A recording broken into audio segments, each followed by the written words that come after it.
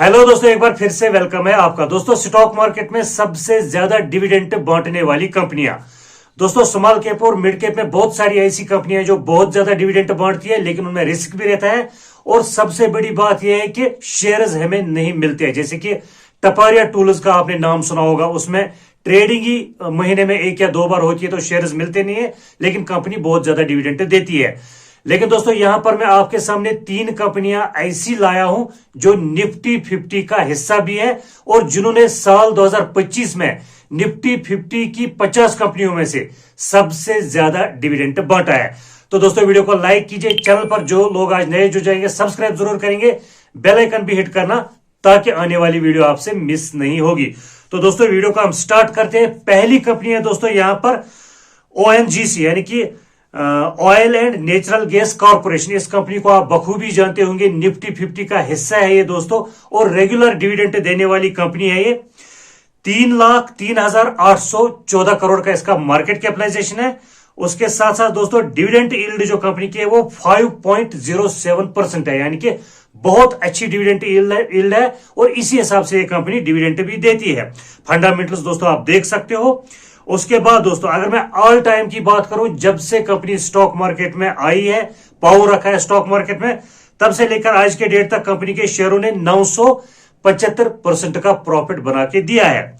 अगर मैं दोस्तों बात करूं पास्ट 5 ईयर्स की, यानी कि पिछले 5 सालों में कितना प्रॉफिट कंपनी ने बना के दिया है, तो वो 140% का बना के दिया है। साल 2025 में पास्ट 1 ईयर कंपनी का शेयर 4.86% नीचे गिर के आया है। और यहां पर दोस्तों हम शेयर होल्डिंग पैटर्न भी एक बार देखेंगे, क्योंकि जरूरी है देखना। मजबूत है इस कंपनी का शेयर होल्डिंग पैटर्न। प्रमोटर्स यहां पर दोस्तों लगभग 59% स्टेक होल्ड कर रहे हैं, वही पब्लिक यानी कि रिटेल 14%। उसके बाद दोस्तों आप यहां पर देख भी सकते हो, डीआईआई जो डोमेस्टिक इंस्टीट्यूशनल इन्वेस्टर्स होते हैं वो 11%। उसके बाद म्यूचुअल फंड से 8%, साथ ही एफआईआईज फॉरेन इंस्टीट्यूशनल इन्वेस्टर्स जो है वो यहां पर लगभग 7% स्टेक होल्ड कर रहे हैं। उसके बाद दोस्तों अब हम बात करते हैं डिविडेंड की। अब दोस्तों अगर हम डिविडेंड को देखें तो आप यहां पर देख सकते हो 6 जनवरी 2025 को ये शेयर स्टॉक मार्केट में 254.36 रुपए पर था। उसके बाद 31 दिसंबर 2025 को मार्क भी कर रहा हूं मैं यहां पर, यह शेयर 240.38 रुपए पर था। यानी कि दोस्तों ये गिरावट में रहा इस साल 2025 में। उसके बाद दोस्तों, जैसे कि मैंने आपको पहले ही बोला कि 4.86% ये शेयर नीचे गिर के आया 2025 में। और जो 2025 में कंपनी ने डिविडेंड बांटा वो इस प्रकार से है। सबसे पहले दोस्तों 7 फरवरी 2025 को 5 रुपए का डिविडेंड, उसके बाद 4 सितंबर 2025 को 1.25 रुपए का डिविडेंड, फिर 14 नवंबर 2025 को कंपनी ने 6 रुपए का डिविडेंड दिया। और दोस्तों टोटल ये डिविडेंड 12.25 रुपए का बन रहा। उसके बाद जैसे कि मैंने आपको पहले ही बोला, जनवरी 2025 में शेयर 254 रुपए पर था, जिन्होंने 254 रुपए पर लिया है और उनको डिविडेंड यहां पर मिला है 12.25 रुपए का, टोटल 3 बार करके। और दोस्तों ये सीधा यहां पर 5% का डिविडेंड बन रहा है। यानी कि दोस्तों जो कंपनी ने साल में प्रॉफिट दिया कि लॉस दिया, हालांकि यहां पर लॉस ही दिखाया 4.86% का, लेकिन उस लॉस और प्रॉफिट के बगैर यहां पर कंपनी ने डिविडेंड के रूप में 5% का प्रॉफिट बना के दिया। और दोस्तों ये कंपनी हर साल 3 से 4 बार डिविडेंड देती ही देती है। सबसे बड़ी बात यह है कि कंपनी निफ्टी 50 का हिस्सा है, मतलब कि देश की सबसे बड़ी 50 कंपनियां जो निफ्टी 50 में शामिल होती है, उन कंपनियों में से ये कंपनी है। उसके बाद दोस्तों अगर मैं दूसरी कंपनी की बात करूं तो कंपनी का नाम है दोस्तों यहां पर कोल इंडिया। ये कंपनी भी रेगुलर डिविडेंड देने वाली कंपनी है। उसके बाद इस कंपनी का मार्केट कैपिटलाइजेशन दोस्तों 2,63,703 करोड़ का मार्केट कैपिटलाइजेशन है। डिविडेंड यील्ड इसकी पहली वाली कंपनी से थोड़ा ज्यादा है, 6.19%। बहुत अच्छी डिविडेंड यील्ड है दोस्तों ये। उसके बाद ऑल टाइम की अगर मैं बात करूं तो 23% का प्रॉफिट बना के दिया है कंपनी के शेयरों ने जब से कंपनी स्टॉक मार्केट में आई है। पास्ट 5 ईयर्स की अगर हम बात करें कि 5 साल में कंपनी के शेयरों ने कितना प्रॉफिट बना के दिया, तो वो 207% का प्रॉफिट है। उसके बाद साल 2025 की यानी कि पास्ट ईयर की अगर हम बात करेंगे तो 13% का प्रॉफिट बना के दिया है कंपनी के शेयरों ने। और इसका भी शेयर होल्डिंग पैटर्न हम एक बार देख लेते हैं, मजबूत दिख रहा है। यहां पर प्रमोटर्स की होल्डिंग यहां पर 63% है। उसके बाद डीआईएस की होल्डिंग यहां पर दोस्तों 12% है। म्यूचुअल फंड्स ने यहां पर 10% अपनी हिस्सेदारी बनाई है। एफआईआईज ने भी 8% बनाई है। उसके साथ साथ रिटेल की थोड़ी बहुत कम हिस्सेदारी है यहां पर। रिटेल मतलब कि पब्लिक 6% हिस्सेदारी उनकी भी है। उसके बाद दोस्तों अगर मैं डिविडेंड की यहां पर बात करूं तो 31 जनवरी 2025 को कंपनी ने ₹5.60 का डिविडेंड बांटा। उसके बाद 6 अगस्त 2025 को कंपनी ने ₹5.50 का डिविडेंड बांटा। उसके बाद 21 अगस्त 2025 को कंपनी ने ₹5.15 का डिविडेंड बांटा। फिर 4 नवंबर 2025 को कंपनी ने ₹10.25 का डिविडेंड बांटा। ये टोटल डिविडेंड बन रहा दोस्तों ₹26.5 और ₹26.5 ये डिविडेंड बन रहा। अब जिन्होंने जनवरी 2025 में शेयर लिया था उस वक्त ₹378 पर ट्रेड करा था स्टॉक मार्केट में, और ₹378 पर ये जो डिविडेंड बन रहा ₹26.5 का, ये पूरा दोस्तों यहां पर 7% का डिविडेंड बनता है।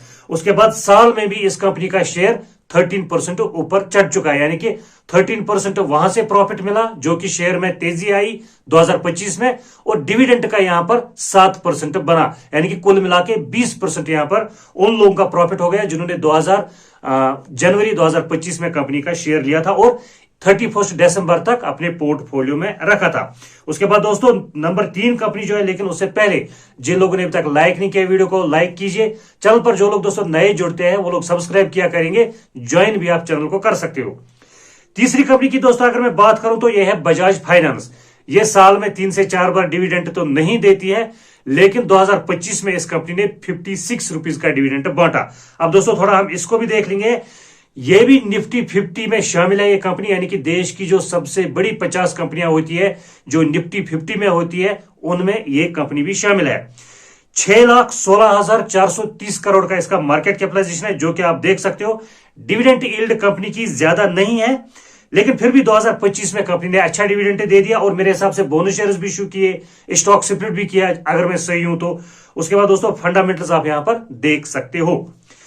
5 साल की अगर हम बात करें तो पास्ट 5 ईयर्स में कंपनी के शेयरों ने 94% का प्रॉफिट बना के दिया। 1 साल की अगर मैं बात करूं पास्ट 1 ईयर जो कि 2025 है, उसमें कंपनी का शेयर 34% ऊपर चढ़ा। उसके बाद दोस्तों शेयर होल्डिंग पैटर्न इस कंपनी का भी मजबूत है। प्रमोटर्स के पास यहां पर जो हिस्सेदारी है वो 54% है। उसके बाद एफआईआईज के पास 22% है। उसके बाद रिटेल यानी कि पब्लिक के पास 8% हिस्सेदारी है। साथ ही साथ यहां पर म्यूचुअल फंड्स के पास भी 8% हिस्सेदारी है, और डीआईआईज के यहां पर जो है वो 5% हिस्सेदारी है। अब अगर हम डिविडेंड की बात करेंगे दोस्तों साल 2025 में, तो 6 जनवरी 2025 को यह शेयर मार्केट में ₹734 पर ट्रेड करा था। तो दोस्तों जिन लोगों ने उस वक्त लिया, उसके बाद 31 दिसंबर 2025 को यह शेयर ₹986 पर क्लोज हो गया। अब दोस्तों जिन्होंने लिया 1 साल रखा 2025 में, तो सबसे पहले 9 मई 2025 को ₹12 का उनको डिविडेंड मिला। उसके बाद 30 मई 2025 को कुछ दिनों बाद ₹44 का यहां पर डिविडेंड मिला, जो कि टोटल डिविडेंड ₹56 का बन रहा। अब दोस्तों 6 जनवरी को जिन्होंने लिया ₹734 पर शेयर 6 जनवरी 2025 को, तो उनका यहां पर जो डिविडेंड है वो 7.6% बना, यानी कि दोस्तों साल में ये शेयर मैंने कितना बोला था आपको 34% ऊपर चढ़ा, यानी कि 34% का प्रॉफिट इस शेयर ने साल में बना के दिया 2025 में।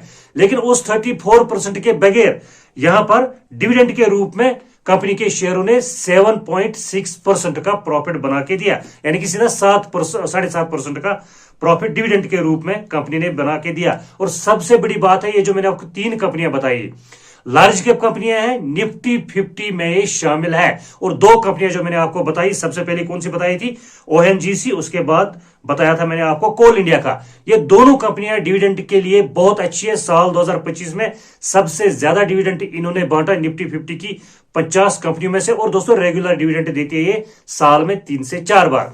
जिसने अभी तक भी लाइक नहीं किया लाइक कीजिए। मिलते किसी नेक्स्ट वीडियो में, तब तक के लिए खुदा हाफिज।